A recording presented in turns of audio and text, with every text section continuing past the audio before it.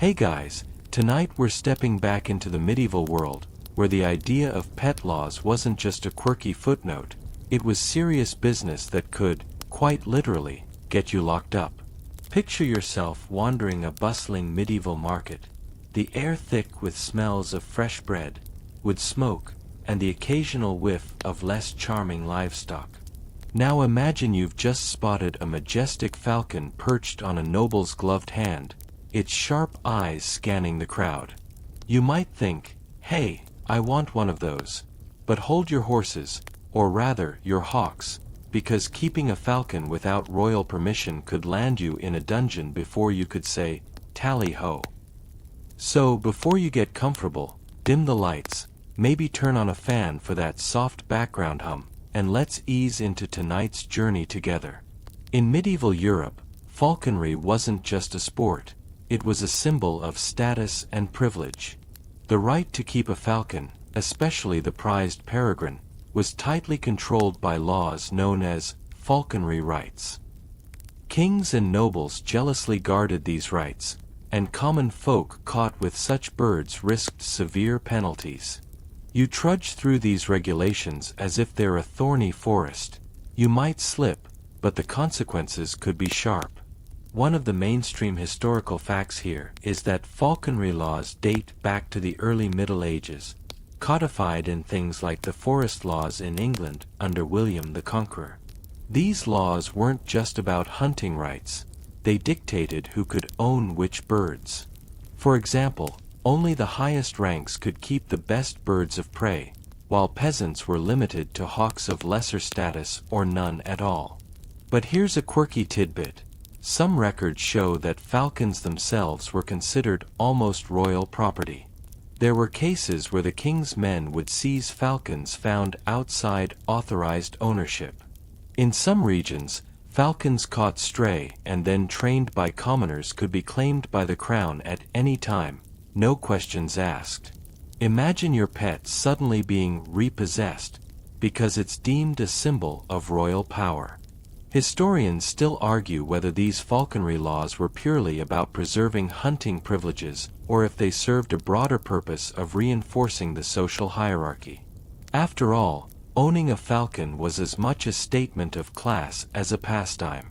Some scholars suggest these laws also worked to control land use and resources, since falconry required access to wild prey and open land. While you trudge through the crowded streets, the noble with a falcon might pass by, his bird's sharp cry cutting through the chatter, a reminder that in medieval times, even your pet was a political statement. You probably won't survive a day violating these rules, but hey, that's part of the charm. As you leave the noble's falcon behind and step deeper into the cobbled streets, your eyes catch an odd spectacle, a pig. Yes, a pig, standing in a makeshift courtroom, seemingly on trial. You blink twice, wondering if the ale has finally caught up with you. But no, medieval Europe had a genuinely strange practice of putting animals, particularly pigs, on trial. You trudge into this bizarre world where swine could be defendants, complete with lawyers and witnesses, and sometimes even juries. The mainstream historical fact here is that animal trials were not uncommon in the Middle Ages, especially in France and parts of Germany. Pigs, often accused of biting or attacking people, were summoned before local courts. These trials were remarkably formal. The animal might be represented by a human advocate, and the court would hear evidence just like in any other legal case. Sometimes, the verdict was execution by hanging or other punishments. Yes, hanging, if the animal was found guilty. But here's a quirky tidbit that spices things up. In some cases, entire communities would come together for these events, treating the animal trial almost like a festival or a public spectacle. The pig might be dressed up, and there could be prayers or rituals before the trial. Some medieval records even mention roosters and rats standing trial for crimes ranging from theft to witchcraft. One particularly famous case involved a sow in 15th century France that was tried and convicted for infanticide, after allegedly crushing a baby in its pen. Talk about taking neighborhood disputes to a whole new level. In another instance, rats were excommunicated and summoned to court to answer for destruction of crops and disease spreading. Imagine a procession of summoned rats. Definitely not your typical courtroom drama. The spectacle wasn't just about justice but about reinforcing social order and demonstrating the power of human law over the natural world. These trials functioned as a reminder that even animals were subject to human moral standards and authority. It's as if the town decided to hold court not just on disputes between people, but on nature's wayward creatures who disrupted community life. Historians still argue whether these trials were meant as serious legal proceedings or more symbolic gestures reinforcing human authority over the natural world. Some believe they reflected the medieval mindset that animals had moral responsibility, a concept alien to us today but not so unusual then. Others suggest the trials were primarily about public order and deterrence, a way of channeling fear and frustration in a society where the law was intertwined with religion and superstition. It might seem absurd now, but back then, law and morality were tightly woven with religious belief, and the supernatural was just another part of everyday life. Imagine watching a pig shuffle nervously in the defendant's dock, the townsfolk whispering and the judge pounding his gavel. The pig's lawyer might argue on its behalf, although convincing a judge that a beast understood its crime seems hopeless to us. But to medieval minds, it was a bizarre, logical system. You probably won't survive the trial either if you try to argue the pig's innocence too loudly. It's safer to just nod along. After the trial, punishments could be just as dramatic as the proceedings. Animals found guilty were often publicly executed in the same way humans were, sometimes even ceremonially buried. It was believed this could rid the community of evil or restore divine order. The lines between justice, ritual, and social control blur here, making the entire affair as much a performance as a legal process. What's even more fascinating is the role these trials played in community life. In an age when the law was still developing, these animal cases gave townspeople a way to voice fears and frustrations.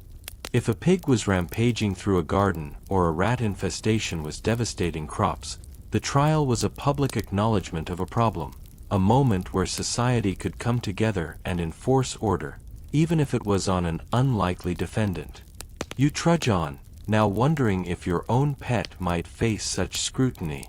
The next time your dog digs up the flower bed or your cat knocks over a priceless vase, take comfort in knowing you're spared the spectacle of a medieval animal tribunal.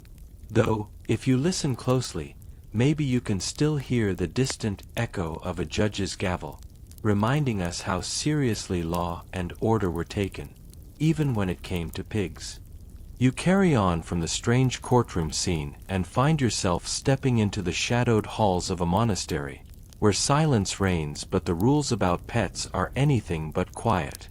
You might expect monks to be calm, detached from worldly distractions, but even here, pets had a complicated place.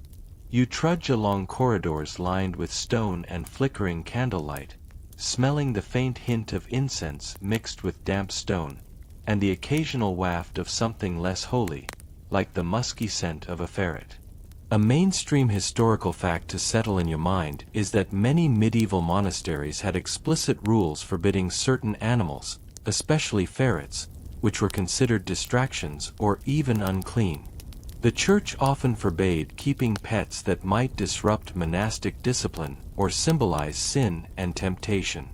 Yet, paradoxically, monks kept animals for practical reasons: cats to catch mice, dogs for guarding, and even songbirds for company. These weren't just idle pets. They served clear functions within the cloistered life. Here's a quirky tidbit for your mental collection. Some monks apparently kept pet lizards or frogs in small containers as companions, partly for their calming effect and partly because they believed these creatures had medicinal properties. There are even references to monks using snails in healing rituals, which might make you wonder if their pets doubled as medical tools or comfort animals. Imagine a small amphibian hopping quietly in the corner of a scriptorium as a silent witness to centuries of hand-copied manuscripts. Historians still argue whether the Church's pet restrictions were primarily about preserving spiritual focus or about practical concerns like hygiene and pest control. Some suggest the bans reflected broader medieval anxieties about purity, while others see them as part of a complex relationship between humans and animals in religious spaces. Monastic pet laws also often varied from place to place.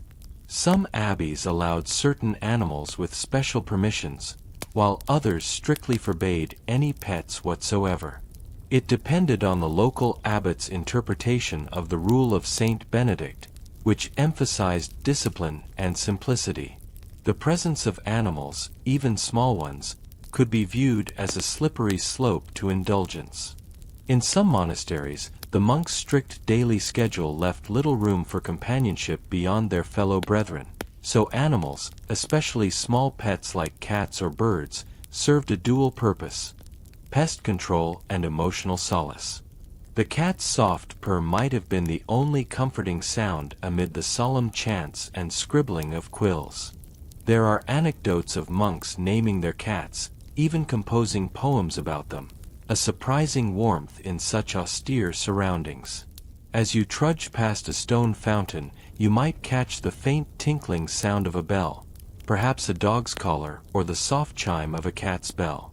Bells were common in monasteries to keep track of animals wandering the cloisters, a small reminder that pets, even in sacred spaces, had their place, but a carefully controlled one. It's almost charming to think that while monks prayed in solemn silence, somewhere in the shadows, a cat softly jingled, adding a subtle soundtrack to their piety. You probably won't survive long breaking these pet rules in the monastery. Monks could be surprisingly strict, and punishment could range from a stern rebuke to exile. Still, the paradox of these spaces, so devoted to discipline yet teeming with life in the form of animals, reminds you that medieval pet laws weren't just dry rules, but a dance between devotion, practicality, and a pinch of eccentricity. And if you thought the rules about pets were boring, remember that monks sometimes argued vehemently over whether a frog was an acceptable companion, or if a ferret's presence was a sign of spiritual weakness. It's a strange little detail, but it adds texture to the picture of medieval life you're walking through, step by step. Sometimes, the presence of these creatures caused real tensions. There's a story of one monastery where the abbot banned all pets after an incident involving a ferret sneaking into the refectory and stealing food, a serious breach of both discipline and dinner etiquette. The monks debated fiercely. Was the ferret a symbol of temptation and disorder, or just an innocent animal caught in human rules? The debate could get so heated that some abbeys ended up issuing strict decrees, while others remained more lenient. The monks' relationship with animals also reflected larger medieval beliefs about the natural order. Many believed that animals could be signs of divine will or demonic influence, so pet ownership in a religious setting was loaded with meaning beyond companionship. Sometimes, keeping a particular animal was a spiritual test, a way to demonstrate humility or discipline. You might find it amusing or comforting that even in places dedicated to God, the medieval world didn't expect perfection. They accepted the occasional wandering cat or singing bird as part of the rhythm of monastic life.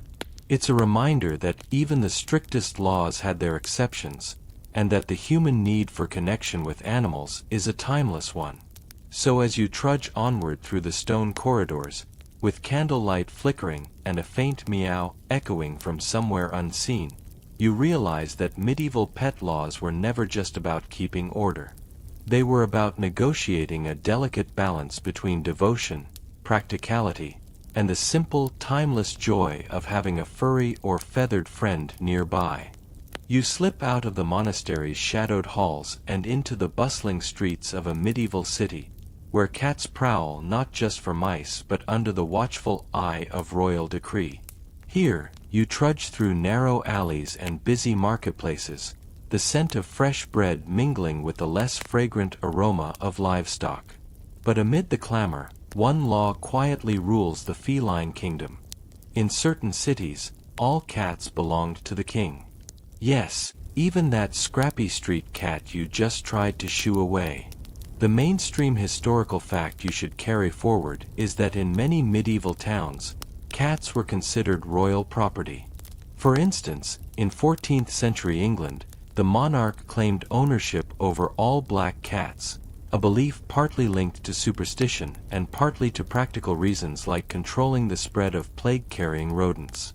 Cats were valuable for keeping vermin in check, and by claiming them, the crown ensured control over this useful animal population. Now here's the quirky side.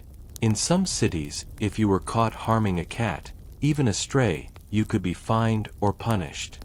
This wasn't just kindness, it was about maintaining public order and health. Some laws even mandated feeding stray cats, so they would stick around and keep the rat population down. Imagine a medieval animal welfare program, albeit one born of necessity rather than compassion. Historians still argue whether these royal cat laws were primarily about public health or social control. Some think the crown's ownership symbolized a claim over the urban environment itself, while others argue it was a way to tap into popular superstitions to reinforce royal authority. Whatever the reason, it meant your neighborhood feline was never truly yours. You probably won't survive if you decide to smuggle a royal cat out of the city or keep one as a private pet without permission. The law wasn't messing around, especially during plague years when cats were worth their weight in gold, and possibly a little less in black fur. Walking past a market stall, you see a heap of fresh fish, no doubt tempting the city's cats. They slink around the edges, eyes sharp and tails twitching. These cats, royal or not, were an essential part of urban life, an unspoken agreement between humans and animals shaped by laws older than many of the stone buildings around you. And here's a quirky twist. Some medieval towns went a step further, requiring cats to wear bells or collars with tags proving they belonged to the king. Not exactly the medieval version of a microchip, but an attempt at pet identification nonetheless. It helped prevent theft or unauthorized ownership, which was considered a serious crime. Imagine a bunch of alley cats jingling and jostling like a feline parade. Strange, but oddly fitting for a world so full of pomp and ceremony. Remember that episode with the monastery's cat bells? Here, cats might roam freer but still lived under the invisible leash of law and superstition. In the medieval mind, animals were rarely just animals. They were symbols, tools, and sometimes pawns in larger social games. The city's relationship with cats was also deeply entwined with superstition. Black cats, for instance, were seen both as omens of bad luck and as protective creatures, depending on where you stood. Some believed the king's claim on black cats was a way to control these potent symbols, preventing misuse or superstition from turning into witchcraft accusations. This intersection of law and folklore made owning a cat a politically charged affair. You might wonder what happened if a royal cat went missing. Records from the period suggest that losing a cat was considered a serious offense, sometimes punishable by fines or even imprisonment. The king's cats were valuable assets in the fight against rats and mice that spread disease, so their safety was a matter of public concern, not just royal pride. Imagine the everyday medieval citizen trying to navigate these laws. Petting a cat could bring comfort and joy, but crossing the fine line of legality could mean trouble. The city's cats, royal or otherwise, prowled the streets as both protectors and symbols, silent witnesses to the strange laws that governed even the smallest details of medieval life. So next time you see a street cat, think about how, centuries ago, you might have been risking royal wrath just for petting one. It's a strange, sleepy world we wander tonight, where even a simple pet could make or break your day, or your freedom. You keep wandering the medieval streets, now noticing the low, rounded shapes of unusual cages hanging from posts and doors. These aren't ordinary animal pens, they're designed for a very specific purpose: to control the movement of your neighbor's pets. You trudge past these curious contraptions, pondering how medieval communities managed the chaos of wandering animals without modern fences or regulations. A mainstream historical fact is that many medieval towns had ordinances regulating stray animals, especially dogs. In some cities, dogs had to wear collars with the owner's name or insignia, early versions of pet tags, if you will. Dogs wandering without collars could be seized, and owners might be fined. This was partly about public safety. A stray dog could be a nuisance or even dangerous. But it was also about property and responsibility in a time when the lines between wild and domestic weren't always clear. Dogs could easily be mistaken for feral beasts, and controlling their movement was essential to prevent bites, attacks, or thefts. Here's a quirky tidbit. In some places, the punishment for a dog running loose wasn't just a fine but public shaming. For example, a town might parade the offending dog through the streets with a sign around its neck describing its offense. Imagine a medieval doggy version of "You're fired," except much more embarrassing, like a canine scarlet letter. One record from a 14th century French village describes a dog being led in chains through the market square, its crime announced loudly to all who passed by. This spectacle was designed not just to punish the owner but to warn others. In some cases, the city's authorities even appointed dog catchers, who roamed the streets with nets and cages, capturing stray or dangerous animals. These catchers held a precarious place in society. Useful, yes, but also viewed with suspicion and sometimes fear. After all, the job involved rounding up creatures often feared or misunderstood. They were like medieval animal control officers, though without the modern protective gear or humane traps. Historians still argue whether these pet regulations were truly about safety or more about enforcing social order. Some see them as tools for controlling the behavior of both animals and their owners, reflecting a society that valued conformity and clear boundaries. Others suggest the rules were practical responses to real problems, like rabies outbreaks or livestock predation. In a world without vaccines or formal veterinary care, a rabid dog was a terrifying prospect, and cities took this threat seriously. As you trudge on, you notice how these rules hint at a growing awareness that animals and humans shared public spaces, and that pets weren't just private companions but social actors requiring governance.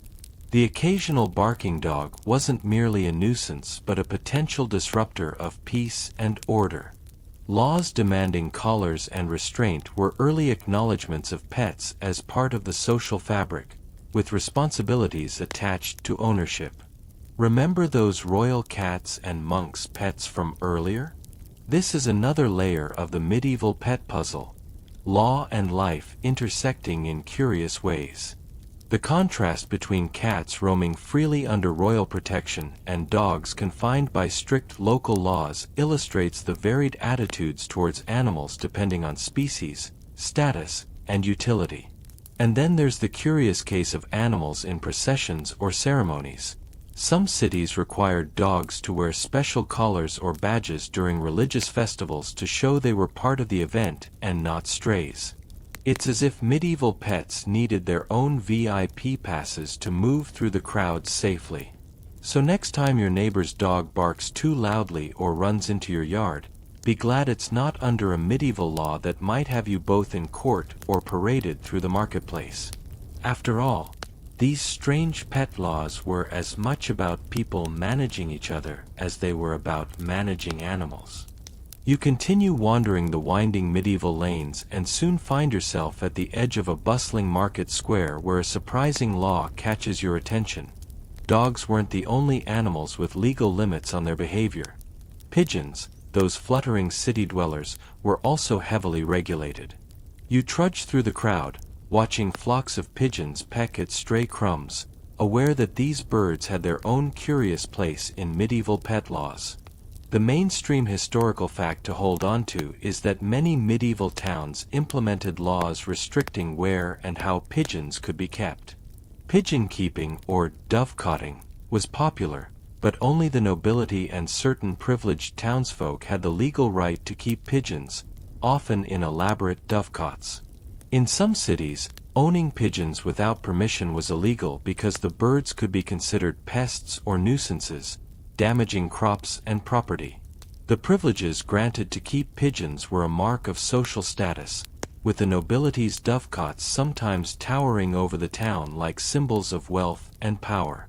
In some places, the right to keep pigeons was called a droit de colombier, or right of the dovecot, legally protected and jealously guarded.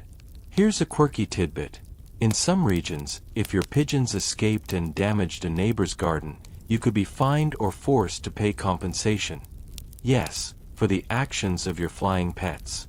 There are records of medieval courts deciding disputes over pigeon trespass, settling cases where pigeons allegedly destroyed prized vegetables or fruit trees. Imagine the owner pleading in court, "Your Honor, my pigeons were merely exercising their natural flight patterns," while the neighbor fumes about missing crops and damaged trellises. Some pigeons apparently developed reputations as habitual troublemakers, their owners caught between pride and frustration. Pigeons were not just pests or pets. They also played practical roles in medieval life. The birds provided meat, eggs, and fertilizer, and their droppings were valuable for agricultural uses, particularly as a nitrogen-rich fertilizer for crops. This utility made the right to keep pigeons both a practical and a symbolic privilege, tying animals into the medieval economy and social hierarchy. Historians still argue whether these pigeon laws were about property rights, public hygiene, or the symbolic power of controlling nature. Some suggest dovecots were status symbols, and the restrictions reflected class distinctions, reinforcing the divide between the wealthy and the commoners. Others point to practical concerns like controlling disease spread and protecting farmers' livelihoods. There's also the question of urban planning. Pigeons flying freely could lead to significant mess and potential health risks, especially in crowded medieval towns where sanitation was minimal. You probably won't survive if you start a pigeon flock in the wrong neighborhood without the proper permissions. It could lead to fines, court cases, or worse. Unlike today's urban pigeons, these medieval birds were closely tied to legal and social order, far from the carefree city icons we know. The laws served not just to regulate the animals but to reinforce human authority and social boundaries. As you watch a pigeon take flight, the fluttering wings cast fleeting shadows over the square. The bird's soft coos blend with the murmurs of the crowd and the clang of market stalls. Remember the royal cats with their bells and the strict dog collars from before? It seems medieval pets weren't just companions, they were carefully managed pieces of a complex social puzzle. The more you think about it, the more these laws reveal a medieval world deeply concerned with order and hierarchy, extending even to the smallest creatures in their midst. In some places, dovecots were architecturally impressive, built to be both functional and ostentatious. They could hold hundreds of birds, with small holes called pigeonholes lining the walls for nesting. Nobles and wealthy landowners often built dovecots as status symbols, sometimes competing to show off the largest or most elaborate structures. The pigeons themselves became living extensions of wealth and prestige, fluttering ambassadors of a household's power. And then there's the curious case of pigeon posts, a medieval precursor to the postal system. Although more famous in later centuries, The use of pigeons for message delivery had its early roots in medieval Europe. Keeping pigeons wasn't just about meat or fertilizer. In some places, these birds carried secret messages, adding a layer of intrigue to their legal status. Controlling pigeon flocks could mean controlling communication, an important aspect of power. The more you watch these winged creatures, the more you realize that medieval pet laws were less about the animals themselves and more about what they represented: status, control, and the boundaries of human society. Every fluttering wing carried with it centuries of social meaning, laws, and stories. So next time a pigeon coos outside your window, consider its long, strange history under the laws of a world where even winged pets were governed by rules, rights, and responsibilities. You're not just hearing a bird, you're listening to echoes of a medieval order that governed life from the king's cat to the commoner's stray dog, right down to the fluttering pigeon overhead. You meander away from the market's bustle into a quieter district, where the laws governing pets take on an unexpected twist. Here, pigs roam not just the fields but sometimes the streets, their muddy snouts rooting through refuse and gardens alike. As you trudge through the soft earth near a town gate, you realize medieval pet laws weren't limited to cats and dogs. They extended surprisingly to pigs, those muddy little troublemakers of the medieval world.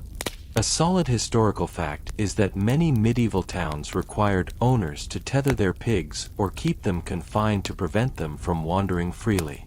Free-roaming pigs could wreak havoc on gardens, streets, and even damage crops outside town limits. In fact, some cities imposed fines or penalties if pigs were found running loose. It was common for town ordinances to order pigs kept behind fences or in pens, especially during planting season when tender shoots were at risk. Here's a quirky detail. In some places, townsfolk used pigs to clear garbage, essentially turning them into living trash disposals. This practical use, however, led to conflicts when pigs roamed beyond their bounds. In certain English towns, pig courts were convened specifically to deal with disputes over pigs damaging property or causing disturbances. Imagine a courtroom scene where a pig's mud-splattered owner faces off against a furious gardener clutching a ruined flower bed.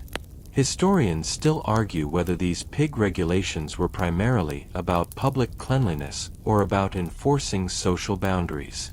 Some argue the laws reflected the tension between rural traditions and growing urban order, with pigs symbolizing unruly nature resisting human control. Others point out the practical need to keep towns sanitary and tidy in an era before organized waste disposal. The image of pigs roaming freely might conjure chaos, but medieval society tried hard to keep things in balance. In some towns, designated areas were set aside for pigs to forage, limiting their intrusion into private spaces. Yet, these arrangements weren't always successful. Complaints about pigs rooting up gardens or damaging crops appear frequently in municipal records. Town councils would issue warnings and fines, aiming to enforce a sense of order amid the muddy disruption. You can almost hear the grunts and snuffles of pigs echoing nearby, their strong noses busy sifting through piles of discarded scraps, making them indispensable scavengers. Pigs played a dual role, beneficial for waste disposal but also infamous for their destructive habits. Their ability to consume almost anything made them vital to the medieval economy, yet their tendency to roam freely made them a nuisance that required legal regulation. Some laws even mandated that pigs wear bells or were tethered during certain times of year, especially when crops were vulnerable. This might remind you of the bell-wearing cats and dogs from earlier sections, a medieval way to track and control animals without modern fences or GPS. Interestingly, there were occasional reports of pigs being used in religious or festive contexts, such as pig races or symbolic sacrifices, adding another layer to their social significance. These events sometimes caused conflicts when the pigs escaped or disrupted public order, further highlighting the complicated relationship between humans and pigs. Remember the royal cats with their bells, the strict dog collars, and now these tethered pigs? You're witnessing a tapestry of laws that reflect not just the value of animals but also the challenges of coexisting with them in crowded medieval spaces. Historians still debate the extent to which pig regulations were enforced uniformly or were subject to local interpretations. Some towns may have been more lenient, allowing pigs greater freedom, while others cracked down hard to maintain cleanliness and order. This variation points to a medieval world where pet laws weren't monolithic, but adapted to local culture and necessity. As you trudge along the muddy path, the grunts and snuffles of pigs echo nearby, reminding you that medieval life was a messy affair. These animals, so useful yet so disruptive, were at the center of a surprisingly complex set of laws balancing utility and nuisance. So, the next time you see a pig rooting happily in a farmyard, spare a thought for its medieval ancestors, who were as likely to find themselves at the center of a legal dispute as they were on someone's dinner plate. You continue your journey through the twisting medieval streets and soon find yourself outside the grand manor of a noble family, where the pet laws take on an aristocratic flair. Here, you trudge past manicured gardens and ornate fountains, sensing that the rules governing animals are less about practicality and more about status, spectacle, and sometimes sheer eccentricity. A mainstream historical fact is that the medieval aristocracy often kept exotic animals as pets, symbols of their wealth and power. Lions, bears, and even monkeys appeared in royal menageries, though these were more for display than companionship. Closer to home, nobles favored hunting dogs, falcons, and sometimes unusual pets like peacocks or monkeys. These animals were not just pets, they were status symbols, carefully regulated by laws dictating who could own what. The right to own certain animals was often enshrined in law, and the privileges to keep exotic or valuable creatures were reserved for the upper echelons of society, reinforcing social hierarchies through animal ownership. Here's a quirky tidbit. In some noble households, falcons were so prized that laws mandated their protection and set harsh penalties for theft or harm. Falconry wasn't just a sport but a legal and cultural institution, complete with rules about training, ownership, and even inheritance. Imagine a nobleman losing his prized hawk and facing a court case as serious as any dispute over land. Some falconers were required to carry licenses, and the birds themselves were often named and treated with remarkable affection, more like family members than mere hunting tools. In fact, falconry was sometimes regulated by guilds that set standards for care and ownership, and these guilds could be quite powerful, overseeing the trade and training of birds across regions. Falcons were sometimes so valuable that they were used as diplomatic gifts between rulers, symbols of respect and alliance. This legal protection extended not only to the birds but also to the falconers, whose specialized skills were recognized and respected. Historians still argue whether the strict regulations on noble pets were about control or about reinforcing social hierarchies. Some say these laws helped maintain aristocratic privilege by restricting exotic animals to the elite, keeping the spectacle of exotic pets as markers of status. Others see them as early forms of animal protection laws, with nobles taking their pets' welfare seriously and recognizing their intrinsic value. There's also debate about how much these laws were enforced versus how much they served as symbolic gestures reinforcing class boundaries. You probably won't survive breaking these noble pet laws. Stealing a prized falcon or releasing a hunting dog could lead to severe punishments, including fines, imprisonment, or worse. The laws ensured that pets weren't just companions but extensions of a noble's honor and status. Sometimes, harsh penalties were levied not only to punish the crime but also to send a message to others who might challenge aristocratic privilege. As you walk past a marble fountain, you spot a peacock strutting proudly, its iridescent feathers shimmering in the afternoon sun, a living jewel in the nobleman's court. Peacocks were popular ornamental birds, their extravagant plumage a sign of wealth and taste. Owning a peacock wasn't just about beauty, it was a statement, and in some places, laws protected these birds from theft or harm, similar to falcons. Remember the monastery's modest cats and the city's royal felines? Here, pets are opulent and ceremonial, reflecting a very different side of medieval pet laws. The stark contrast between the simple purring of a monastery cat and the proud display of a noble's peacock reveals the layered meanings of pet ownership in medieval society. And then there's the matter of exotic animals imported from far-off lands. Some nobles kept monkeys, bears, or even more unusual creatures, housed in menageries that were both curiosities and symbols of power.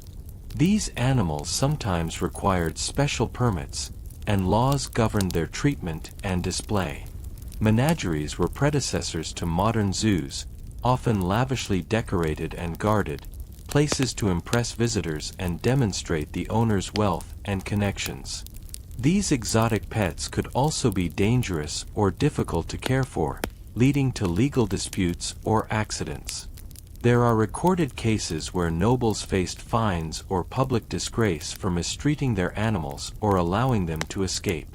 Such incidents highlighted the risks of owning wild creatures and prompted discussions about responsibility and animal welfare that resonate with debates today. So next time you admire a regal pet or an exotic animal, think about the centuries-old laws that shaped who could keep them, how they were cared for, and the meaning they carried in medieval society. Behind the beauty and spectacle lay a complex web of legal, social, and cultural threads, weaving together power, privilege, and the enduring human fascination with animals. You leave the noble estates behind and find yourself in the shadowy corners of a medieval village, where pet laws take on a surprisingly spiritual hue. You trudge past simple cottages and a small chapel, sensing that here, pets were more than just animals or status symbols. They were entwined with superstition, religion, and sometimes even fear. A mainstream historical fact is that medieval Christianity profoundly influenced attitudes toward animals, especially pets. While some animals were cherished companions, others were viewed with suspicion, often linked to witchcraft or demonic possession. The Church issued various edicts about animals, and local laws sometimes reflected religious teachings. For example, owning certain animals might be restricted because they were considered unclean or dangerous. The Church's view of animals was complex. On one hand, animals were part of God's creation and deserved care. On the other, certain species were thought to be vessels of evil or omens of misfortune. Here's a quirky tidbit. In some villages, there were laws prohibiting the keeping of black cats, or at least severely restricting them, because of their association with witches and bad luck. Black cats were often accused of being familiars, supernatural creatures aiding witches in their dark deeds. However, in other areas, black cats were paradoxically protected as guardians against evil spirits, reflecting a patchwork of contradictory beliefs. In some communities, the presence of a black cat was thought to ward off evil, leading to laws protecting them from harm. The medieval mindset could be whimsically inconsistent. Communities sometimes held ceremonies blessing animals or praying for their souls, reflecting a belief in animal spirits and the permeable boundary between the natural and supernatural. It wasn't uncommon for villagers to bring their pets to church for blessings on feast days dedicated to saints known as patrons of animals, such as Saint Francis of Assisi. These ceremonies underscored the deep spiritual connections between humans and their pets, while also reinforcing the idea that animals played a role in the divine order. Historians still argue how much medieval pet laws were influenced by religious belief versus practical concerns. Some scholars see these laws as deeply rooted in the spiritual worldview of the time, where animals could be either sacred or sinister, embodying both divine grace and demonic threat. Others argue that the laws served more pragmatic purposes, such as controlling disease or preventing nuisances, with religious justification added later to legitimize enforcement. The line between superstition and policy was often blurred, making pet laws a fascinating mirror of medieval culture. You probably won't survive ignoring these spiritual pet laws. Keeping a witch's cat could lead to accusations, social ostracism, or worse. The intertwining of superstition and law made pet ownership a potentially dangerous game in certain places. There are documented cases where mere association with certain animals could bring suspicion of witchcraft, especially during times of heightened fear like the late medieval witch hunts. Even innocent pets became pawns in the dark politics of fear. As you trudge past the chapel, you notice a small, carved figure of a dog at the entrance, a reminder that animals were often seen as loyal spiritual companions or symbols of faith. Dogs, in particular, were associated with loyalty, protection, and sometimes even salvation. In art and literature of the period, dogs frequently appear as guides or guardians, bridging the human and divine realms. This symbolism likely influenced laws that protected or regulated dogs differently from other animals. The line between pet and protector was thin, woven with threads of belief and fear. Some animals were thought to guard against evil spirits or bring good fortune, making them sacred in the eyes of their owners. Others were feared as carriers of curses or ill omen. These contradictory beliefs created a complex legal environment where pets could be both beloved companions and symbols of suspicion. Remember the royal cats, the noble falcons, and the tethered pigs? Here, pets enter a realm where law, religion, and superstition dance together in strange harmony, shaping lives and fates in unexpected ways. The spiritual dimension of medieval pet laws reveals a society where the natural and supernatural were inseparable, and where the fate of a pet could hinge on the shifting tides of belief. So next time you see a black cat crossing your path, consider its long, shadowy history in the medieval imagination, a creature both loved and feared, wrapped in laws that reflected a world where the natural and supernatural were inseparable. It's a reminder that pet ownership in the Middle Ages wasn't just about care and companionship, but also about navigating a complex web of faith, fear, and law. You wander beyond the village and enter a busy medieval port town, where the pet laws take on a distinctly maritime flavor. You trudge past the salty docks and stacks of crates, the cries of seagulls overhead mingling with the creak of wooden ships. Here, pets aren't just household companions, they're vital tools of trade, navigation, and survival on the unpredictable seas. A mainstream historical fact is that dogs and cats were common aboard medieval ships, prized for their roles in pest control and companionship. Rats and mice could destroy valuable cargo and spread disease, so cats were essential crew members, rewarded with scraps and shelter.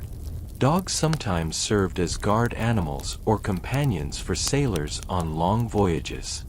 Maritime regulations often required ship captains to ensure their pets were accounted for and didn't interfere with operations. Here's a quirky tidbit. In some port towns, laws dictated that ships arriving without cats could be fined or refused docking rights until they brought a cat aboard. Cats were considered so vital that their presence was a mark of a ship's preparedness. Sailors even believed that cats brought good luck, so crews treated them with special care. Some cats even earned titles like Captain's Cat. There are tales of cats alerting crews to dangers or storms, earning near-legendary status. The relationship between sailors and their ship's cats went beyond mere utility. Cats were often believed to have mystical qualities, capable of calming storms or protecting the ship from evil spirits. Some sailors thought that a cat leaving a ship was a bad omen, predicting disaster or shipwreck. This folklore, combined with the practical need to control vermin, made cats essential members of the crew. Dogs aboard ships served different roles. While not as common as cats, they acted as sentries or companions during long, lonely voyages. Some ships even carried small hunting dogs, which could be useful for catching food at port or guarding the vessel. Maritime law sometimes specified the conditions under which dogs could be kept aboard, emphasizing safety and cleanliness to prevent accidents or interference with ship operations. Historians still argue whether these maritime pet laws were driven more by superstition or practicality. Some suggest cats' roles as rodent controllers made them indispensable, while others emphasize sailors' superstitious beliefs about cats' mystical powers. Either way, cats became almost sacred figures on ships, protected by unwritten codes and formal regulations alike. The balance between superstition and necessity shaped the maritime laws concerning pets in fascinating ways. You probably won't survive ignoring these rules at port. Arriving without a cat or failing to care for your ship's pets could lead to fines or worse. The life of a ship without a cat was not only grim but legally precarious. There are records of port authorities inspecting ships' animal welfare before granting docking privileges, ensuring that pets were treated well and present where required. As you trudge along the dock, you spot a sleek black cat perched on a barrel, eyes gleaming like tiny lanterns in the fading light. Its fur ripples with the salt air as it surveys the activity. Remember the royal cats, noble falcons, and tethered pigs? Here, pets are maritime guardians, essential for survival and woven into the folklore of sailors and merchants. Interestingly, the reverence for cats aboard ships influenced port-town customs on land as well. Some towns had special quarters for seafaring cats, and stray cats in harbor areas were often fed and protected by dockworkers, acknowledging their role in keeping the trade going smoothly. You might say that these cats were the unsung heroes of medieval commerce, their paws quietly padding the path of global exchange. So next time you see a cat wandering near a harbor or dock, imagine its medieval ancestors, feline sailors on the rough seas, governed by laws that blended practicality with superstition and respect. Their legacy is woven into the fabric of maritime history, a reminder that even the smallest creatures have shaped human stories in profound ways. You leave the busy docks behind and find yourself in the quiet fields outside a medieval village, where pet laws take on a pastoral and sometimes bizarre character. You trudge through tall grass and wildflowers, aware that the countryside had its own unique set of rules governing animals, including pets that weren't exactly pets in the modern sense. A mainstream historical fact is that rural communities often regulated animals differently than towns. In the countryside, dogs and cats were crucial for guarding livestock and controlling pests, but they also had to follow rules meant to protect valuable animals and crops. For example, laws often required dogs to be muzzled or tied up during certain seasons to prevent them from chasing or harming sheep and other livestock. The risk of predation was a serious concern, and livestock represented not only food but economic security for families. Towns and villages sometimes imposed seasonal restrictions on animals to coincide with lambing or calving periods, aiming to reduce losses. Here's a quirky tidbit. In some villages, there were bizarre laws about how many animals a household could keep and the types of pets allowed. In one English village, it was illegal to own more than one cat without a special permit. Elsewhere, people needed permission to keep certain animals like rabbits or even pigeons. Some communities feared that too many pets could attract predators or spread disease, especially in densely packed farming areas. There are records of households being fined for keeping more animals than allowed, sometimes leading to secretive care or trading of extra animals under the radar. Even stranger, some rural laws dictated that if your dog killed a neighbor's sheep, you had to pay compensation equal to the sheep's value. but if your dog killed a neighbor's cat, you faced different penalties. This reflects a hierarchy of animals in medieval rural life, where some creatures were considered property and others companions, but both were legally significant. The value assigned to animals was not only monetary but also social and symbolic, affecting how laws were crafted and enforced. Some villages also had regulations on how pets could be housed or tethered. For example, tethering dogs to prevent them from roaming was common, and failing to do so could lead to fines if the dog caused damage. In harsher cases, dangerous dogs could be ordered destroyed if they repeatedly harmed livestock or threatened villagers. This balancing act between animal welfare and community safety was a constant concern, reflecting the intertwined lives of humans and animals. Historians still argue how uniform these rural laws were across regions and social classes. Some suggest they were widely enforced to protect agricultural economies, while others believe enforcement was patchy and influenced by local customs. There's also debate about whether these laws primarily aimed to prevent disputes or reflected deeper social tensions between neighbors. The enforcement of such laws could reflect power dynamics, with wealthier landowners sometimes using legal means to control poorer neighbors or assert dominance. As you trudge through the meadow, you spot a dog lazily lying beneath an old oak tree, its ears twitching at the sounds of distant sheep. The air smells of fresh grass and earth, and a gentle breeze carries the faint bleating of lambs. The dog's calm presence is a reminder that, despite the sometimes harsh legal frameworks, pets and animals were integral parts of rural life. They worked alongside their human companions, forming bonds that transcended the boundaries of law. Remember the tethered pigs, the royal cats, and the ship's cats? Here, pets are both workers and potential troublemakers, their lives tightly interwoven with human survival and livelihood.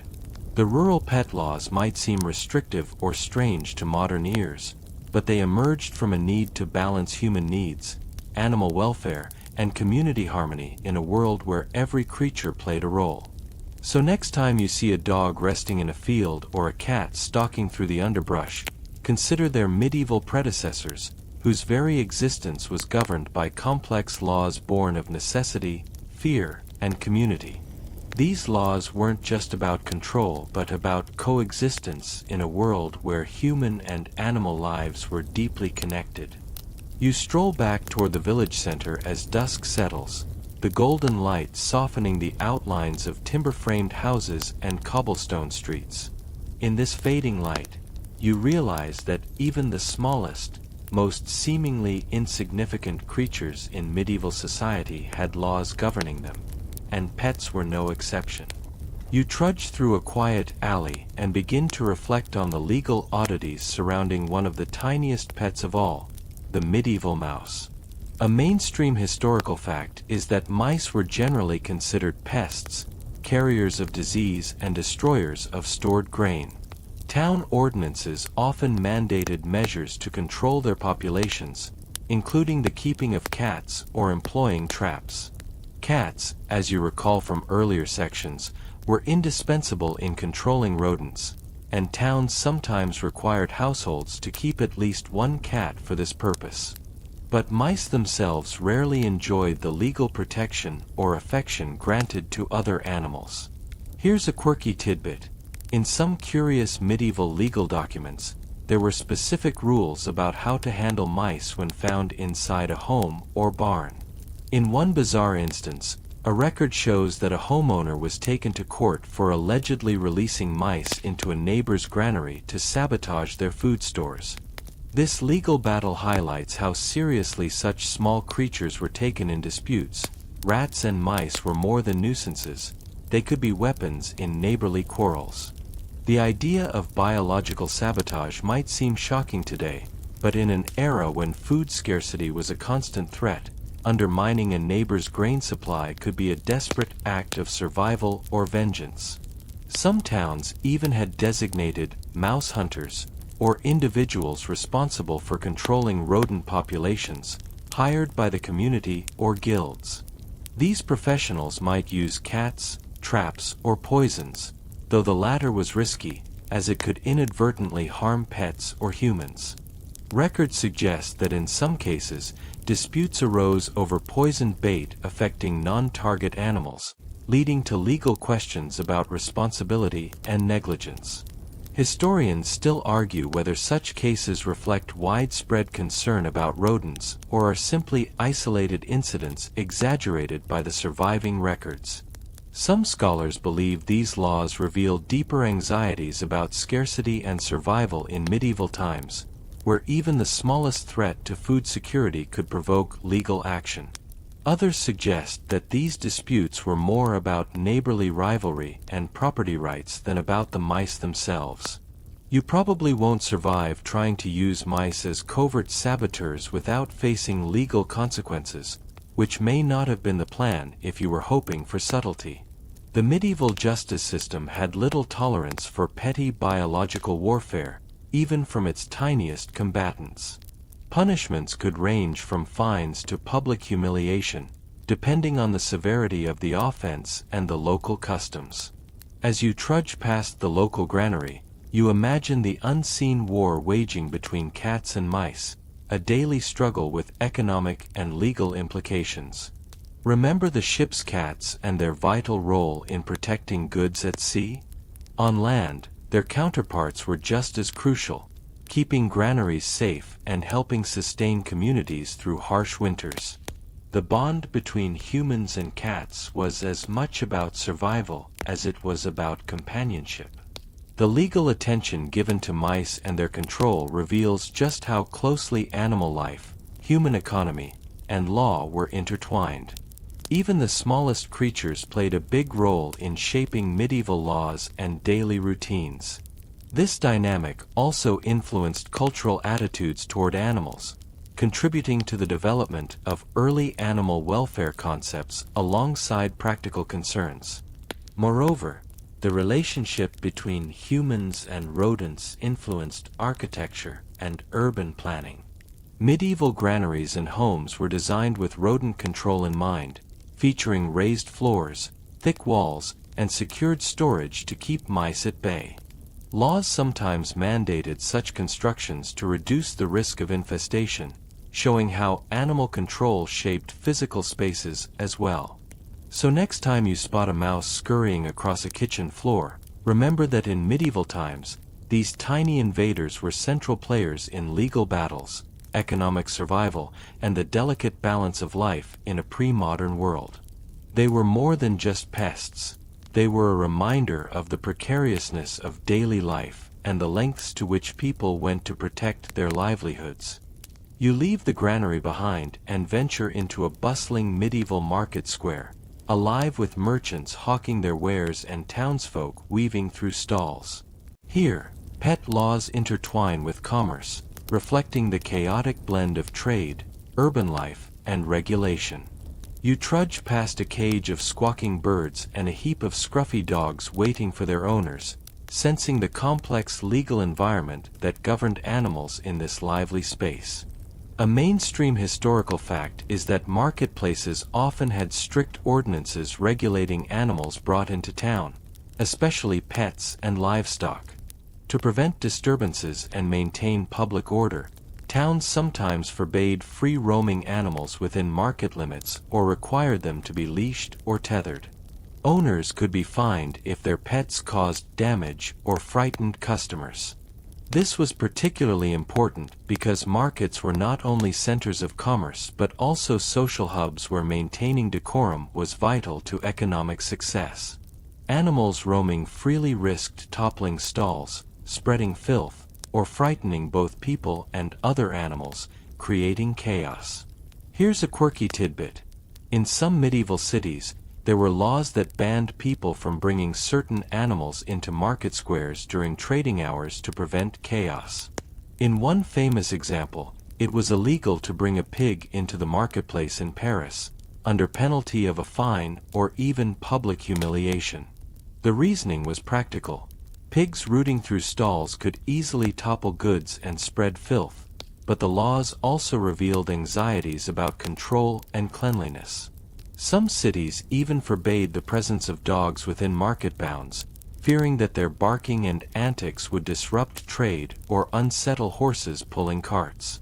In other towns, there were more peculiar regulations. In London, for instance, market authorities sometimes prohibited the sale or display of animals that were considered too unruly or dangerous, like certain breeds of dogs. Conversely, some animals, like birds, especially falcons or pigeons, were prized commodities and allowed with special permissions, reflecting the varied roles animals played in commerce and society. Historians still argue how effective these market laws really were. Some suggest they were vigorously enforced, while others believe they were more symbolic, with enforcement varying widely depending on local officials and social context. Wealthier merchants or nobles might flaunt these rules with impunity, while poorer citizens faced harsher penalties for minor infractions, revealing the social inequalities embedded in medieval law enforcement. Moreover, these laws weren't static. They evolved with the growth of towns and shifts in economic priorities. For example, during major fairs, temporary ordinances might be introduced to better manage the influx of visitors and animals, while during times of plague, stricter rules on animal presence aimed to reduce health risks. This fluidity made pet laws a reflection of broader societal changes and concerns. You probably won't survive ignoring these market pet laws. Causing a scene with your unruly animal could lead to a swift fine or worse, a public reprimand meant to deter others.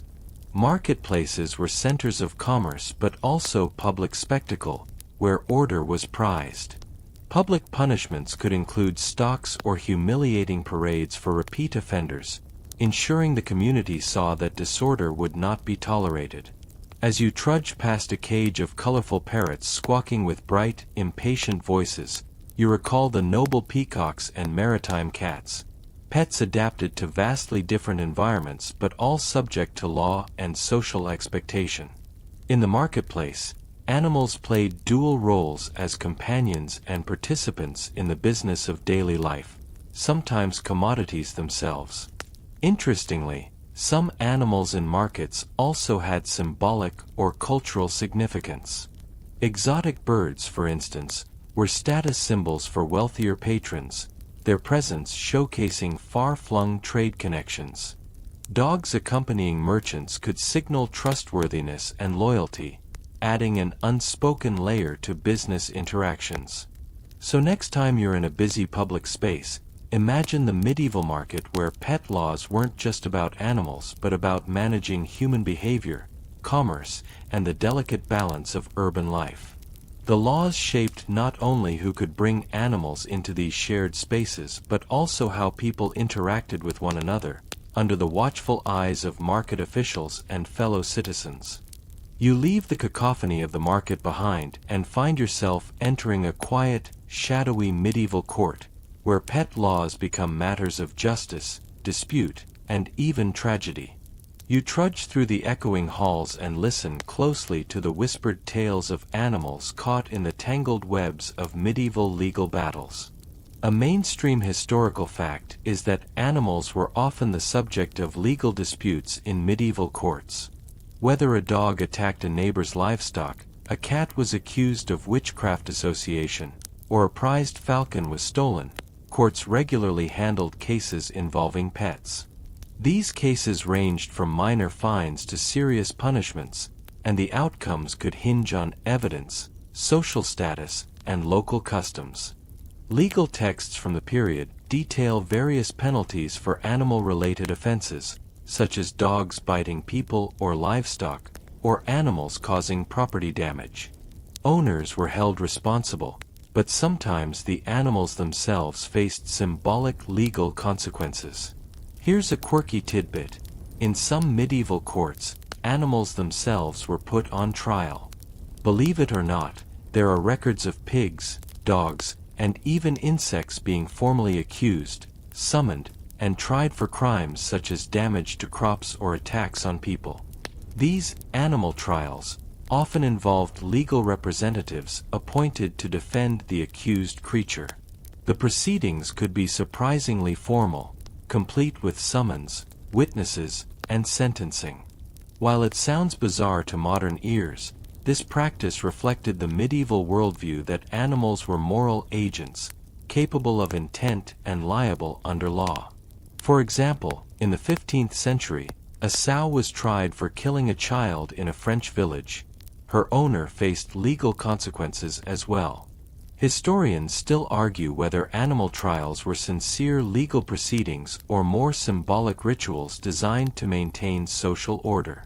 Some see them as genuinely believed to hold animals accountable, reflecting a justice system deeply intertwined with religious and moral codes. Others suggest they served as public performances reinforcing human authority and communal norms, a way to address chaos or misfortune by asserting control through legal ritual. The practice declined by the early modern period, but offers a fascinating window into medieval law and society. You probably won't survive being the defendant in a medieval animal trial, though ironically, sometimes the animal was spared while the owner faced penalties. Such trials could result in fines, public shaming, or orders to compensate victims. In extreme cases, animals were executed, usually to warn others or restore social balance. Public executions of animals were sometimes accompanied by sermons or community ceremonies, emphasizing moral lessons about obedience and order. As you trudge through the court's heavy wooden doors, you recall the noble falcons, ship's cats, and village dogs, all living within legal frameworks that extended far beyond mere ownership. Here, justice wasn't just about people, but about maintaining harmony between humans, animals, and society. Legal disputes over pets reveal the deeply embedded role animals played in medieval life, and how law sought to manage not only human behavior but the complex interspecies relationships within a community. Interestingly, some cases show owners suing neighbors over pet-related grievances, like letting dogs roam freely or cats hunting valuable poultry. These lawsuits illuminate how pets were woven into social conflicts and property rights. In other instances, animals were witnesses. Well, sort of. Courts sometimes considered the behavior of an animal as evidence of ownership or culpability, adding another layer to medieval legal proceedings. So next time you imagine medieval courts, picture not only kings and nobles but also animals standing trial. Creatures whose legal fates reflected the complex, sometimes strange, intersection of law, culture, and belief. It's a reminder that medieval justice encompassed a world where humans and animals were part of a shared moral and legal order, governed by rules that might seem alien, but made perfect sense to those who lived by them. You finally leave the musty courtroom behind and step once more into the open air of the medieval town. The sky above has darkened into deep twilight, and the faint glow of torches flickers along the winding lanes. As you trudge toward the quiet edge of town, you find yourself thinking about the lasting legacy of these strange medieval pet laws, the odd patchwork of rules that shaped not only animals' lives, but human ones as well. A mainstream historical fact is that as medieval society shifted toward the early modern period, many of these pet laws gradually faded or evolved into the more familiar animal welfare and property laws we know today. With the Renaissance came new views of nature, science, and human responsibility, and the legal treatment of pets slowly shifted from superstition and survival toward care and companionship. But in the Middle Ages, animals were rarely viewed as mere pets. They were workers, protectors, omens, and sometimes even spiritual threats. Here's a quirky tidbit. In certain medieval towns, pet owners were required to hold pet licenses, formal written permissions issued by local authorities, allowing the keeping of unusual animals such as monkeys, peacocks, or parrots. These permits served not only as a legal requirement but also as a status symbol. After all, not just anyone could afford an exotic bird or a trained performing animal. There are even records of disputes arising when envious neighbors accused one another of keeping such creatures without proper licensing, leading to surprise inspections by the local bailiff. Historians still argue about how consistently these early pet licenses were issued or enforced. Some scholars suggest they were little more than a revenue tool for local lords or town councils, while others believe they genuinely reflected anxieties about the disruption or danger posed by exotic animals. Either way, they foreshadow the modern concept of pet registration and ownership laws. You probably won't survive ignoring this bureaucratic web if you were a medieval merchant wanting to impress the town with your talking parrot or performing dog. Without a license, you might face confiscation, fines, or public humiliation, especially if the animal caused a public nuisance or attracted unwanted attention. Owning such creatures was a delicate balancing act between privilege and punishment. As you trudge along the fading path leading out of the village, you can't help but recall all the unusual animal laws you've uncovered tonight. Royal falcons jealously guarded by kings, pigs on leashes parading the streets, cats sailing the seas to earn their keep, and even humble mice shaping the fate of households and lawsuits. Each of these creatures lived under the weight of legal codes shaped by fear, necessity, and strange medieval logic. And it wasn't just the animals who bore the burden of these laws. Their human companions were deeply entangled in this legal tapestry, navigating pet ownership not as a light-hearted pastime but as a serious matter of survival, reputation, and honor.